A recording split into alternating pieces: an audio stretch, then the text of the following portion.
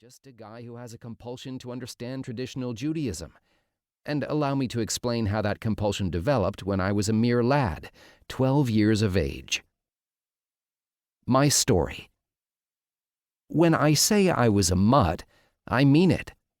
My mother's parents were non-practicing Orthodox Jews who had escaped the Holocaust in 1940.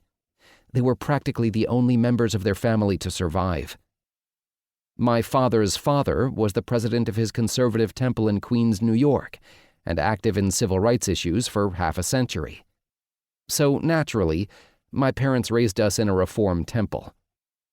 One time, my folks and my mother's parents attended a wedding at a conservative temple. My grandfather leaned over to my mother, who had just enrolled us in a Reform Jewish Sunday school, and said, "And this isn't Goyish enough for you?"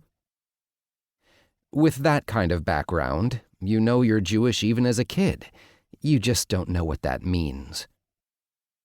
When I was little, and I was in New York with my mom and her parents, and we were trying to figure out what we would do for the day, they might be talking about the zoo or the park, and all of a sudden they'd lapse into Yiddish. They'd go from, "It's a sunny day, the Bronx Zoo is really nice," and then suddenly they'd be speaking what sounded like gibberish combined with clearing their throats, which is what Yiddish sounds like to a 4-year-old kid. I'd be sitting there saying, "What just happened? Why are you talking backwards? Speak English." To no avail. When I was about 5, I remember walking in Central Park with my grandmother, and we would walk and walk, to the carousel, to the Central Park Zoo, to the castle, but we would never sit on the benches that lined the walking path. I didn't know why.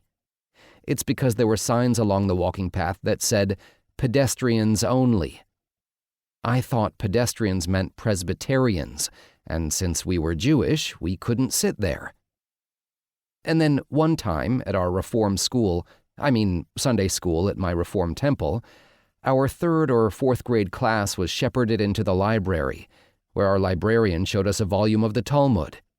He opened it up, and I was instantly dazzled, I tell you, by the hypnotic blend of Hebrew letters in a wide variety of fonts and font sizes. "This is the core of the text," the librarian told us. "It goes back almost 2,000 years. This part is a commentary by the grandchildren of the commentators over there. These commentaries are 700 or 800 years old." I was out of my mind with excitement. So that was Judaism. It wasn't about not being allowed to sit on benches, or your mother and her parents suddenly sounding like they're talking backwards when you're trying to figure out if you're going to the zoo.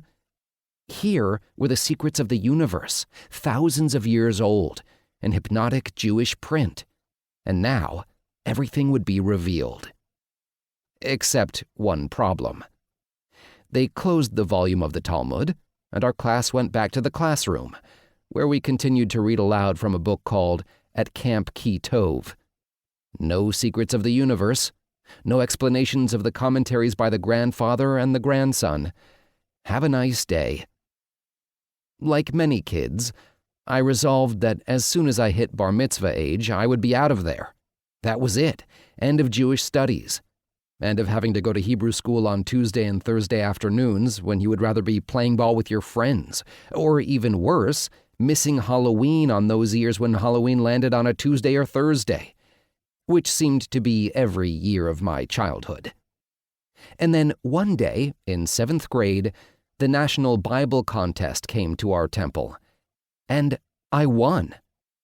The test was multiple choice, and there were 20 questions.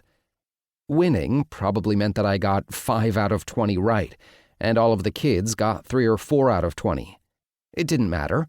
I was off to the regionals, which would be held on a Sunday in Manhattan. They told us which section of the Bible we would have to study. I didn't study it. I just glanced at it. It was something about soldiers and tens of thousands of people getting killed, whatever. So I went into the test, which was held in the cafeteria of a Jewish school on the east side of Manhattan. Don't ask me which one. It's been too many years. And then I saw something that outraged me, infuriated me, made me about as angry and jealous as a 12-year-old can be. Kids like me, from the Reform schools,